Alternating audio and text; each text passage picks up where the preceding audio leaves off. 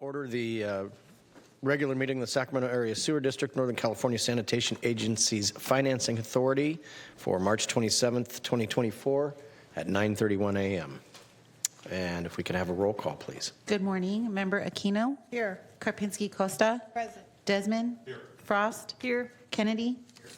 Sander? Here. Robles? Here. Cerna? Here. Villegas? Here. Hume? Here. And you have a quorum. And we'll note that And Member Kaplan had just Kaplan. arrived. Thank And you. since she's already standing, please join her in the Pledge of Allegiance.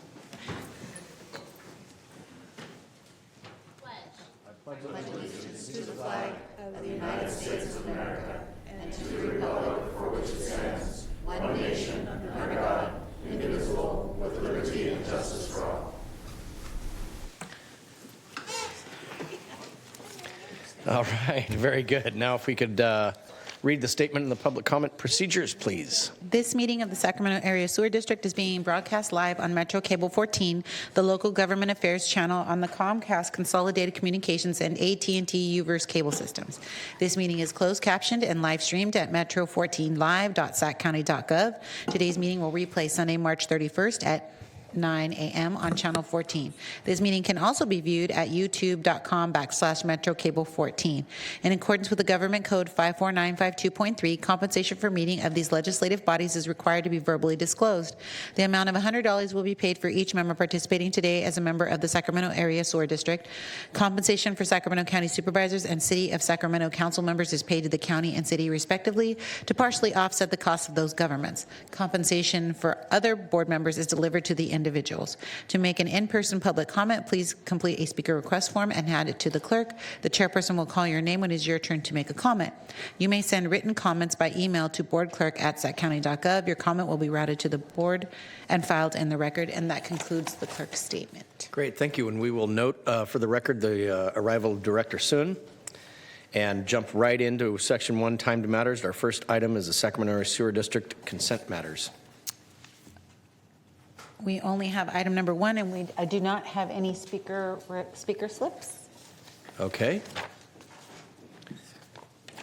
I move approval of consent. Thank you so much. I have a motion from Frost. Is there a second? Second from Desmond, I believe. We'll also note the arrival of Director Vang. All those in favor say aye. Or are we doing a roll call is acceptable? The voice is fine. Okay. I just do all those in favor. Signify. Aye. Aye. Anyone opposed? Oops. Anyone abstaining? All right. Motion carries unanimously. Now move on to public comment. These are for items not on the agenda. Is there any member of the public wishing to comment on an item that is not regularly agendized? Seeing nobody rush the podium, we'll move on then to item number 3, district separate matters. Good morning, everyone.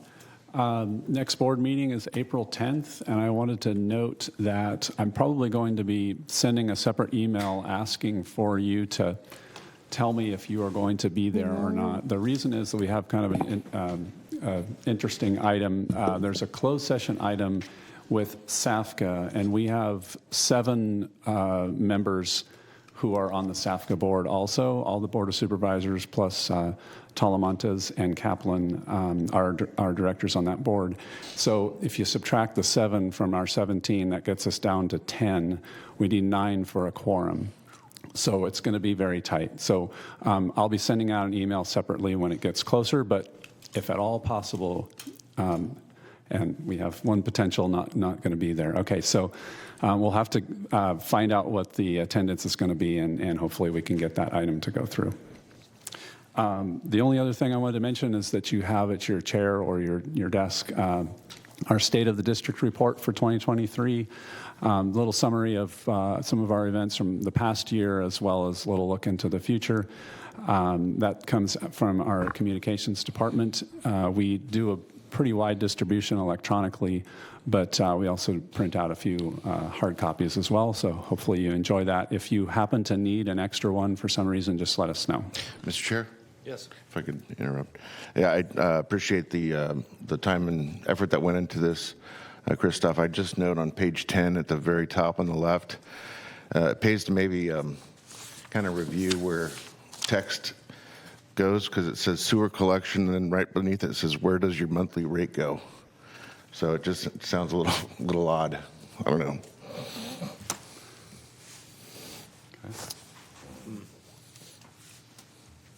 Might send a mixed message.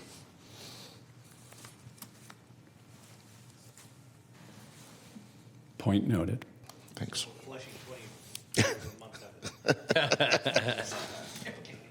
And reading is fundamental. Okay. Anything else? That's it. How about directors? Any directors have any comments at this item?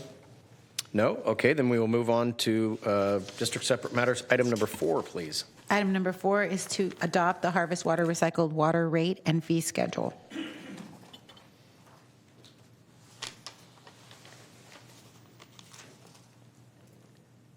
morning, Chair, members of the board. Oh, hang on. I like it's on. There we go. Good morning. That sounds a little better. Terry Mitchell with Sac Sewer. I manage the district's legislative and regulatory affairs, as well as the Administrative Program Management Office for the Harvest Water Program. And this is likely my last board meeting. So today we're going to... I apologize. Can we can move these forward ourselves now? Thank you. Today we are going to be covering the Harvest Water rate and fee schedule for our growers as we're moving into this next phase of implementation on the Harvest Water program. As you know, Harvest Water is going to be delivering 50,000 acre-feet per year of recycled water to agricultural and habitat lands in southern Sacramento County. We received a approximately $293 million grant through the Water Storage Investment Program. And in exchange for that, we have a variety of multiple public benefits that we need to achieve with the project. So what we're doing today is looking at the rate and fee schedule to give some certainty to our growers. Currently, landowners and users' water supply is from the groundwater basin, and it's relatively inexpensive. It's based on primarily the cost to pump that groundwater, so it's the SMUD electrical rates and as well as groundwater sustainability fees that I'll go into in a little bit more later. So one of the things that the premise is that in order to make this cost effective and incentivize growers, we need to keep the cost of that recycled water at or below what their current costs are to pump groundwater. So today we'll be going through that rate and fee schedule, and the action that we'll be requesting your board is to adopt the Harvest Water recycled water rate and fee schedule, waive the on-farm connection assembly application fee and connection fee for those that sign on early, designate the authority to the district engineer to make annual adjustments to those rates, and that would be tied to any rate increases by SMUD, and then also delegate the authority to extend some of the deadlines as we go through the process if we need to. So I'll jump in a little bit more on some of these items.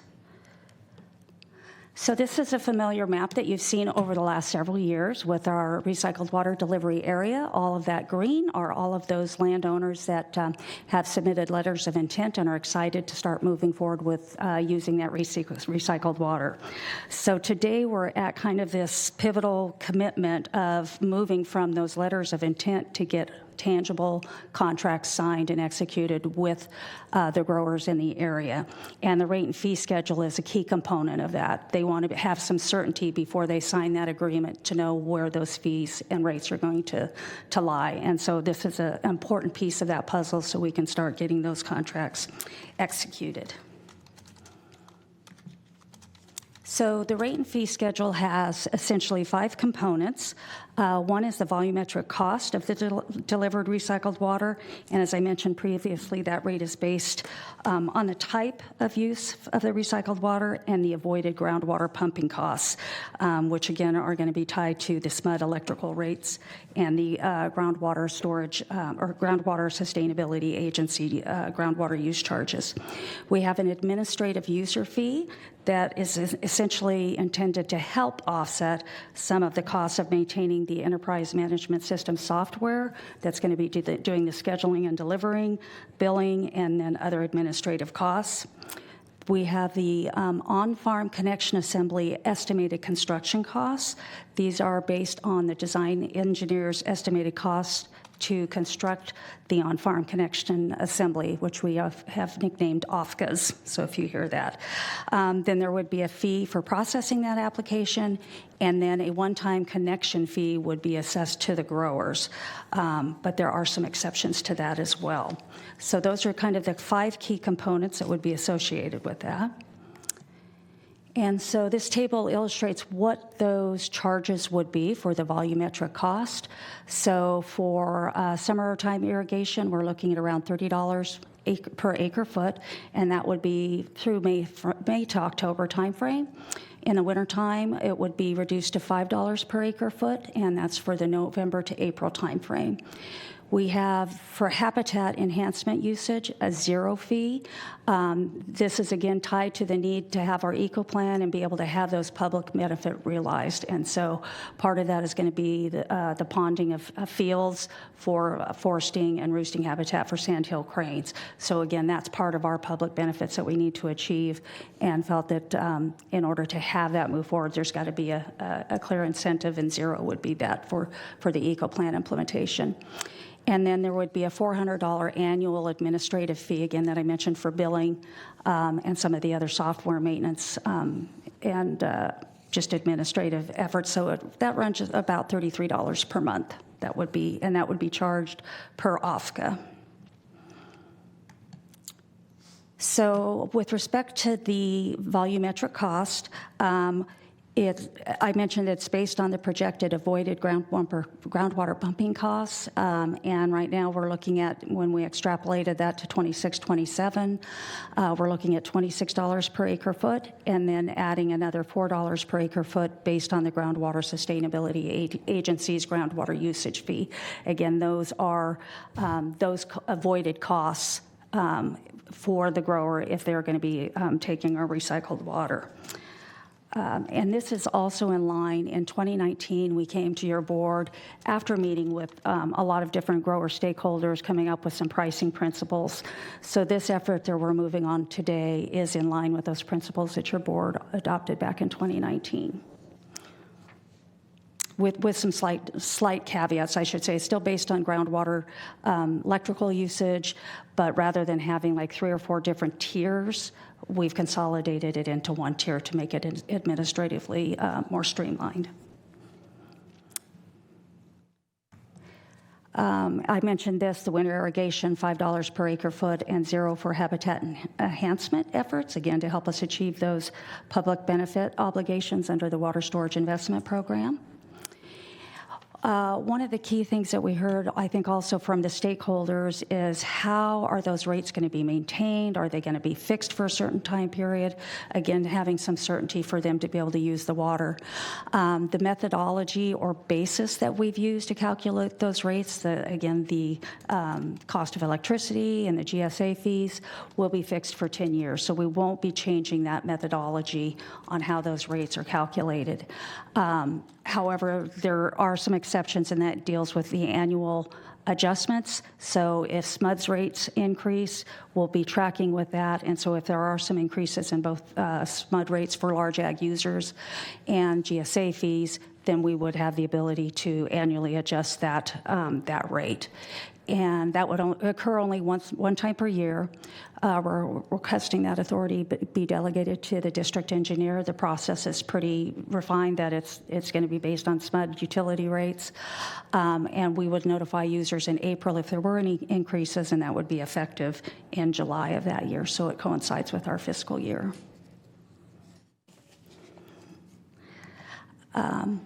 Moving on to the on-farm connection assembly, construction costs, application fee, and connection fees. So this table just pretty much summarizes what those costs would be. It's based on the flow meter diameter, and the estimated construction costs. Again, these are design engineers' estimated costs range from $184,000 to $298,000. There would be a one-time application fee of $275 per OFCA, and then the connection fee itself would range between $30,000 and $50,000. Again, that would be a one-time fee. However, we are requesting the board that those connection fees would be waived for those growers that enter into a service agreement no later than August 31st of this year. Again, to get us to that point where we've got signed commitments and those contracts executed, again, to incentivize those early adopters. And there's provisions both in the service agreement and mentioned in the rate and fee schedule. If a grower terminates that contract within that 10-year period, they may need to repay those connection fees based on a prorated basis. Again, trying to have some mechanisms to ensure that we're achieving those benefits. If they do terminate, there is also the option that we could remove that the OFCO equipment and be able to utilize that for another grower if needed. We have done some outreach. We have kind of a core group of stakeholders and growers that we've been working with. Freshwater Trust has been out there in the field, boots on the ground, working with all the growers, have a great relationship with them. They were in general agreement with what we were proposing. Again, it was in line with those 2019 principles that they supported. Again, they just expressed that the rates have to, incentivize use of water and be comparable to what they would pay for the groundwater pumping that. There were no significant concerns expressed with the connection fees. I think, again, because there's that opportunity to waive those for those early adopters who want to jump in and sign those agreements. There was, some feedback on the $400 per year administrative fee. Could they make that per owner versus per OFCA or waive it? We've kept that $400 fee one time, or I shouldn't say one time, that's an annual fee in the current schedule, again, to help try and offset some of those costs with the software and billing and other activities that would be associated with the process.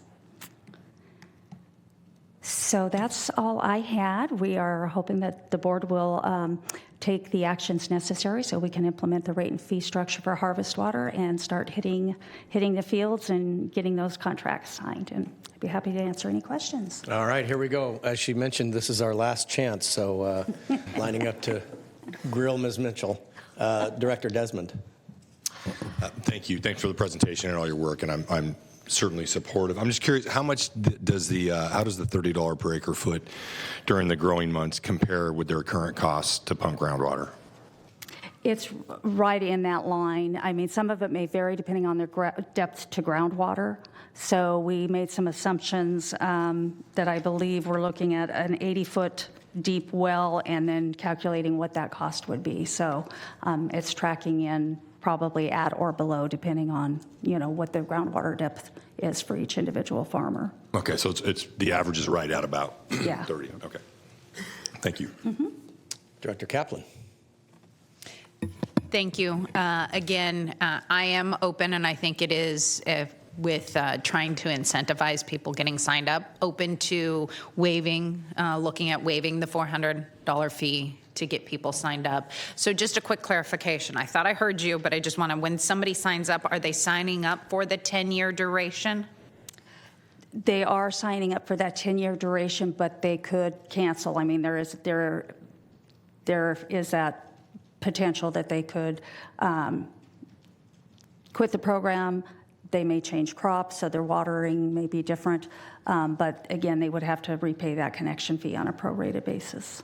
So what does an out look like? Because I think we need to take into consideration the amount of time and energy that goes into setting this up, and that there is full cost recovery if, they have a right to change crops, and I want to make that, but also make sure that the sewer district isn't on the hook and losing fees because of the obligations and the amount of work it takes to set it up.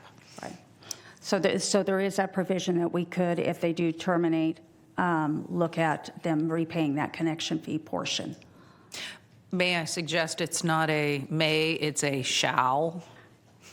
Not giving them that options? Because I think when you look at things, they have to weigh the cost benefit. If we incentivize and they're not paying the full connection cost, I think we need to make sure that there is a harm that people, they understand there will be a harm to the sewer district if you don't go beyond the first 10 years. If somebody does 1 year and the amount of time and energy, there has to be a cost recovery. There can't be a public benefit given away. Right.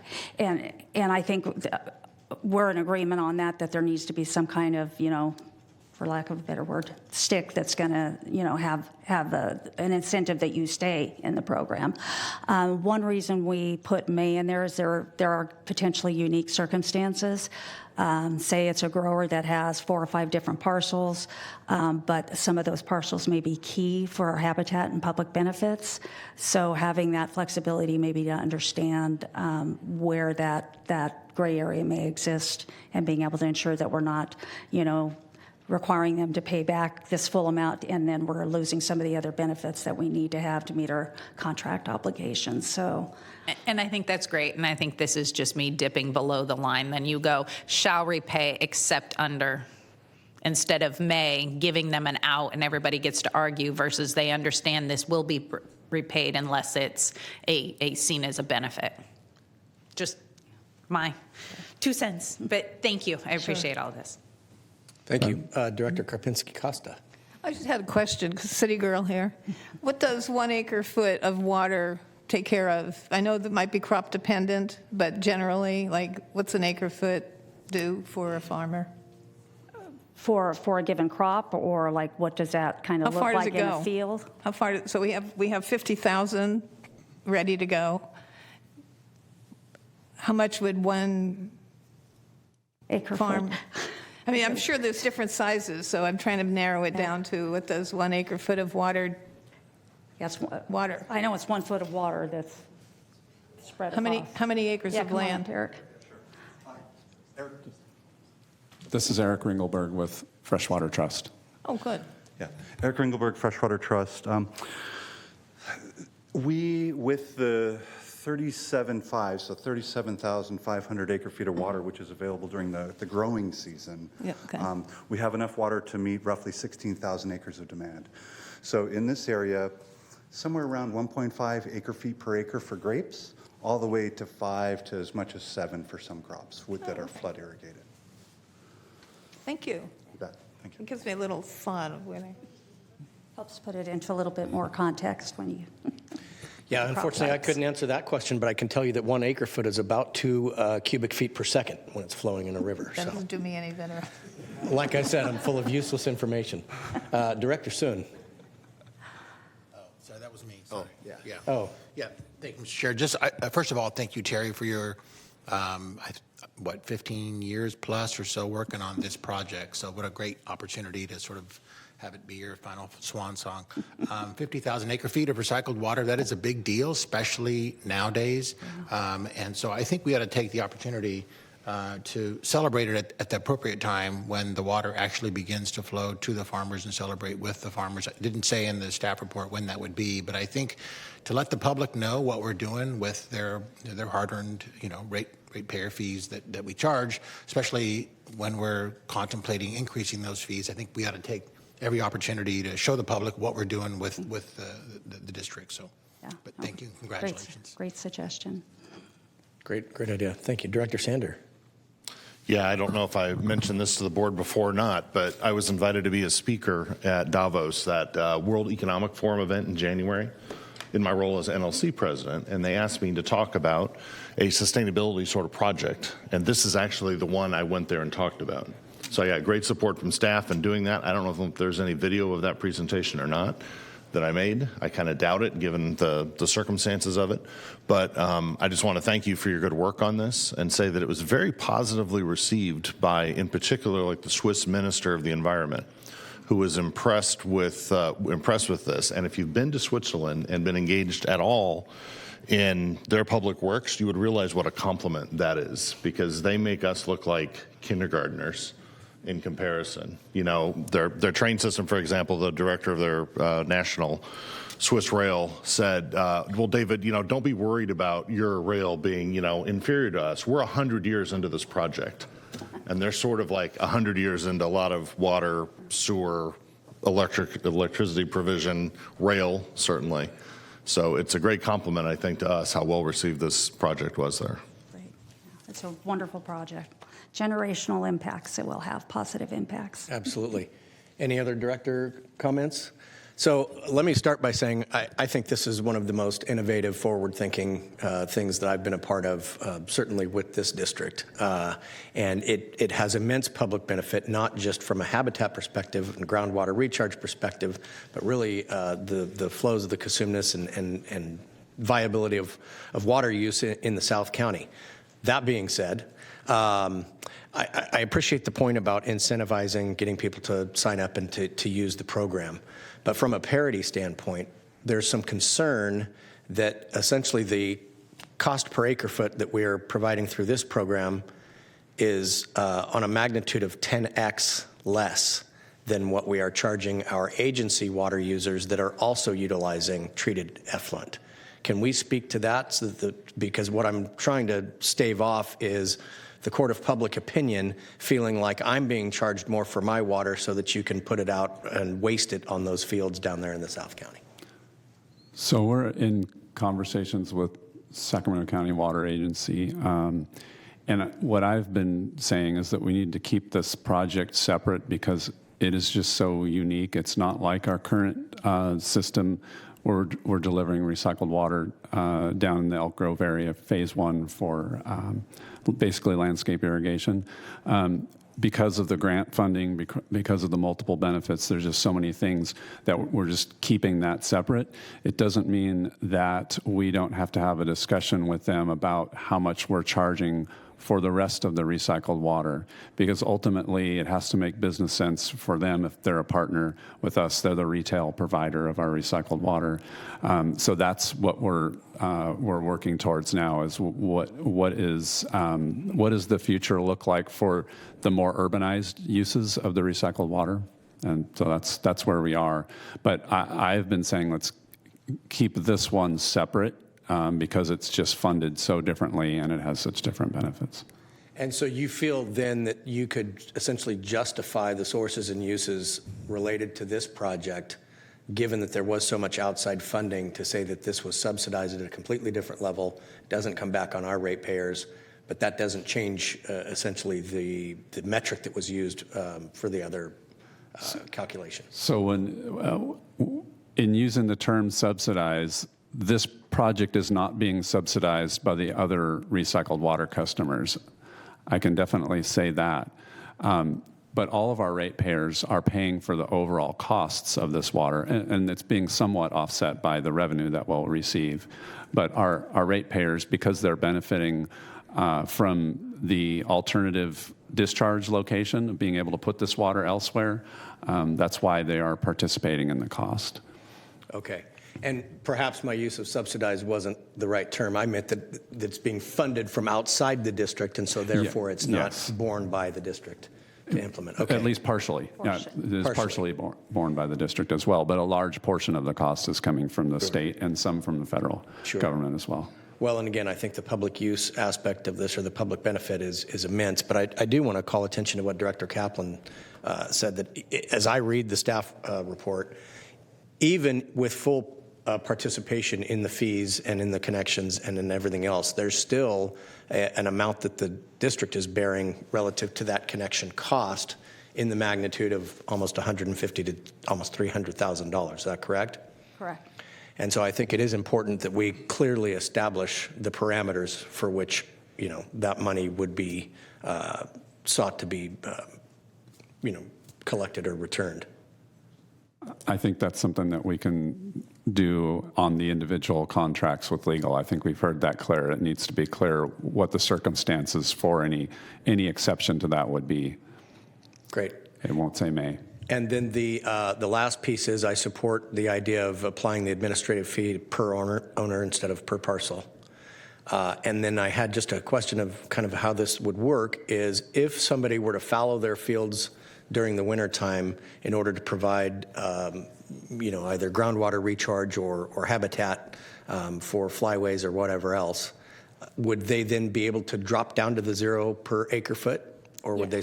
Okay. Yeah, yes, if they're Great. doing that type of habitat enhancement, like for the cranes, Yeah. it would be $0 per acre foot. That's awesome. Okay. Great. Thank you. Any other comments?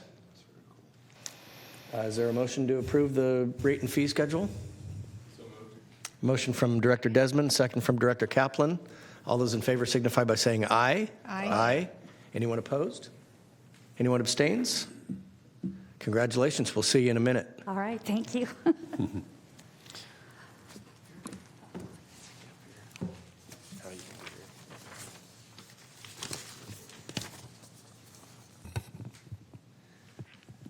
Okay, on to item number 5. Item number 5 is the recognition of Terry Mitchell for 30 years of service. And I'm going to go ahead and kick this off, and then I'll hand it off to Mike. So we're recognizing Terry Mitchell not only for 30 years of service, but for those of you who don't know, she's also retiring this week. Terry has been our legislative and regulatory affairs manager for about 23 years, and she has been the driving force behind a lot of partnerships, collaboration, and advocacy, not only on behalf of Sac-Sur, but also on behalf of our entire industry. So it's really interesting that she is probably better known outside of our agency than even internally, just because she has built so many partnerships over the years. So we all really appreciate your service, Terry, both to Sac-Sur and the County of Sacramento. And with that, I am going to turn it over to Mike Hewitt, and we also have a couple of guest speakers that will say a few words as well. And of course, Terry and your board can also speak. Great. Wow. 30 years. Terry's been with the county for 30 years, I think 7 with Business Environmental Resources Group and about 23 with sewer districts. And it's been she has done a ton in her role. It takes a lot of dedication and loyalty to stick in that role for that long. It is a real demanding role. There's a lot of external forces and a lot of external pressures in that role, and we're just blessed that she was able to stay there and keep this carried forward. She has been our go-to for all these years in the legislative and regulatory arena. She has built an enormous amount of contacts externally that have a lot of influence on the districts and has been put us in a really good spot and a really good place in the outside and external community. She has been our voice, our face, and our ears out there, and it's just invaluable. It's state, federal, wastewater, water organizations, you name it, all across the board in the external arena. To excel in this role, you really need to be credible, respected, likable, and truly like a coordination extraordinaire. I mean, you're bouncing around, talking with folks, keeping everyone engaged. It is demanding. And as you all know, and Christoph alluded to it, she was instrumental in getting the Harvest Water Project funding. I actually, who knows, looking back, but I don't know. I would guess that this project would not move forward, or would not have moved forward without that funding. So that was a big reason why we're here where we're at now and actually approving rates and fees for our farmers out there. So it's awesome. I'm so happy that she's at this stage now that she can happily retire, and she's going to, I don't know exactly, it's all planned on that bucket list, but I do know she's going to be out there camping in her trailer and her side-by-side with her husband, and Giles, which is right over there. And I mentioned the word side-by-side. Just a little funny aside. I don't know if you know what a side-by-side is, but for a couple of years, I envisioned Terry on someone on a motorcycle with a little sidecar going like the Indiana Jones style. But side-by-side is actually like a ATV, sort of like a quad, and she gets out in the desert and goes venturing out there. So I know she's going to have fun with that. So I would like to present Terry with a going away gift. It's a clock that says Terry Mitchell, Sac-Sur thanks you for your dedicated service. And so there you go. And also a little surprise.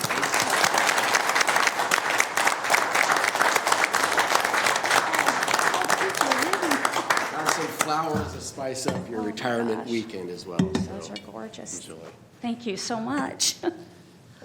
We do have a couple of speakers who have worked with Terry for a long time, and again, these outside organizations. We got Debbie Mackey with the Central Valley Clean Water Association. She'll be followed by Tom Grovehog with Larry Walker Associates, and then we'll turn it over to Terry and the board if you want to say a few words. All right. Good morning, everyone. My name is Debbie Mackey. I am the Executive Officer of the Central Valley Clean Water Association. We are an association of different municipalities that own and operate wastewater treatment plants, collection systems, recycling systems in the Central Valley. And where'd she go? Where'd she go? There she goes.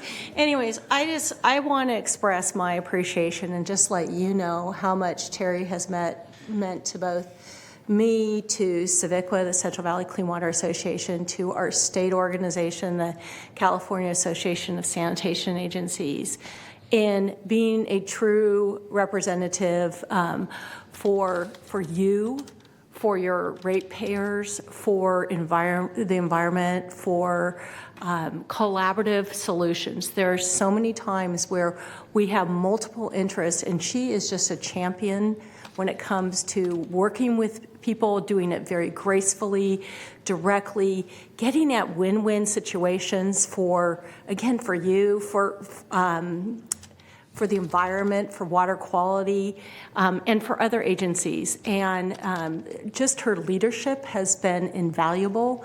She is a terrific person to work with. And so I am very excited for you for Harvest Water, because I was there during the hearing when that started, and before that started this whole thing.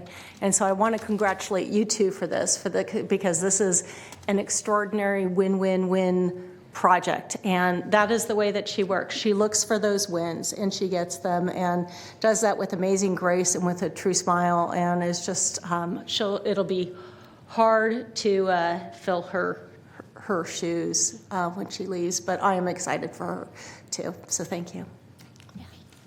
Thanks.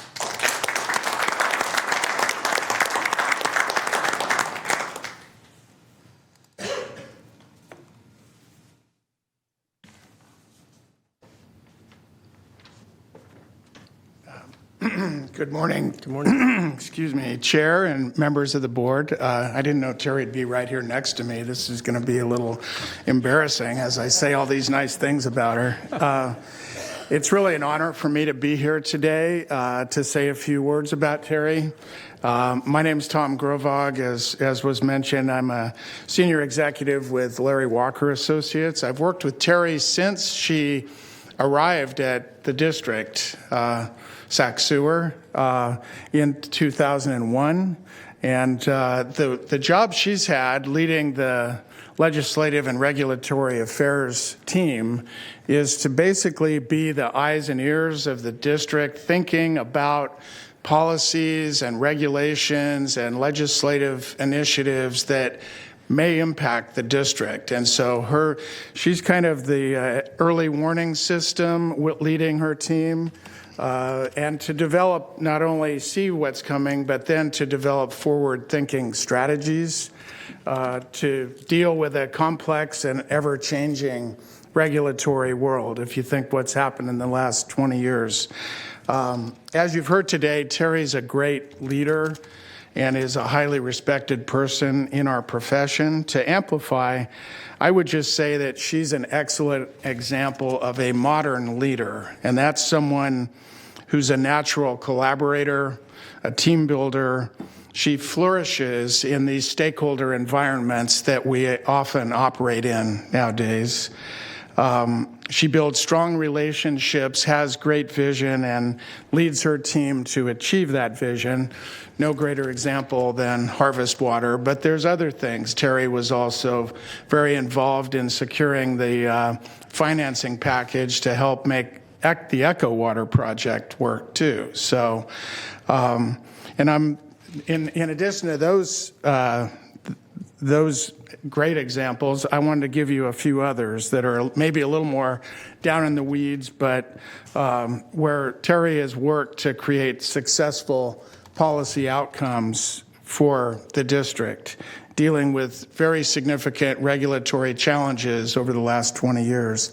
So the Delta mercury situation, the accumulation of mercury in fish in the Delta resulted in what's called a TMDL, and Terry was instrumental in representing the district and leading stakeholders to very positive outcomes in that project.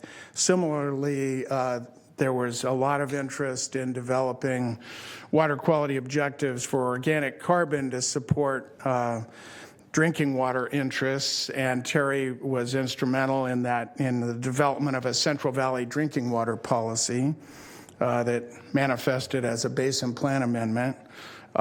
She's been very involved in the Delta Regional Monitoring Program, which is a program which is out there doing monitoring, research, and modeling to help us understand some of these key issues, including mercury. Now, a very big issue, nutrients. Even though Echo Water has been built and it's reduced ammonia to almost zero and has dealt with nutrient, there's still quite a few questions out there whether dischargers, wastewater plants should be asked to do more to deal with harmful algal blooms, for instance. So those questions are valid questions, and Terry has really helped through the Delta Regional Monitoring Program to get us answers to, and that would be a big ticket item if you're asked to do additional nutrient removal. So in each of these cases, Terry's worked with the Central Valley Water Board. She's developed amazing relationships, as everyone has said, especially with some of the regulatory agencies, but also with all the stakeholders that we work with, tribal, subsistence fishermen, so the water interests. So it's really, as a result, I'd say as Terry leaves, her team and the scientists that work for the district are very highly regarded in the Delta, which has been an area of combat science, if you will, for years and years. And I think the district is really in a great place in terms of its being a representative in the Delta. So suffice to say, Terry's been a great value to the district and to everyone she's worked with. And I personally consider myself very lucky to have worked with Terry these 20 plus years. So I'll miss her very much, and I would just want to thank her on her retirement. So thanks, Terry.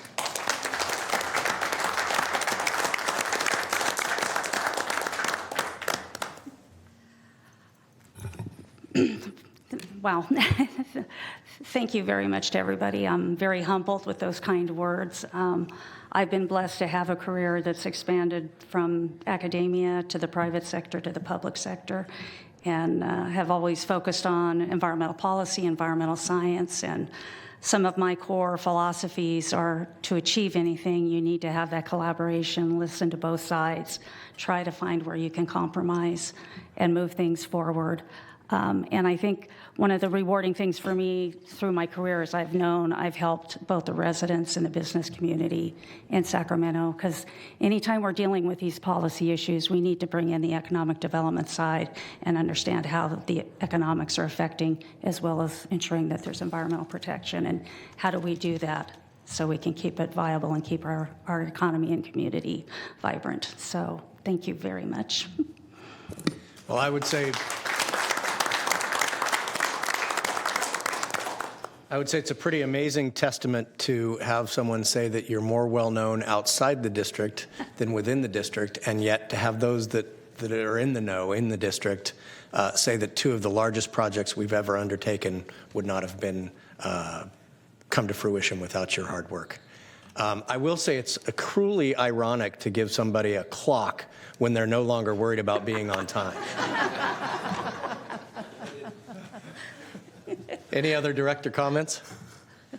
Yeah, Director Suen. No. Thank you, Chair. Sorry. There you go. Thank you, Chair. Terry, I just want to send my personal congratulations as well. We got to work briefly before your departure.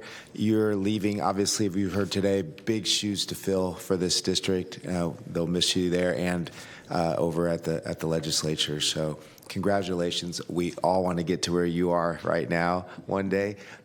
We wish you well. Thank you. Thank you all. Great, thank you. Okay, we'll go ahead and open this up for public comment. I think we've already. They're calling in. Yeah, that's right. On the phone. Caller, go ahead. All right, with that, I think that we'll close the public comment, and we will note the communications received and filed, and that brings us to the conclusion of our business for the day. Thank you. Oh, you missed it by a minute, Chair. What's that?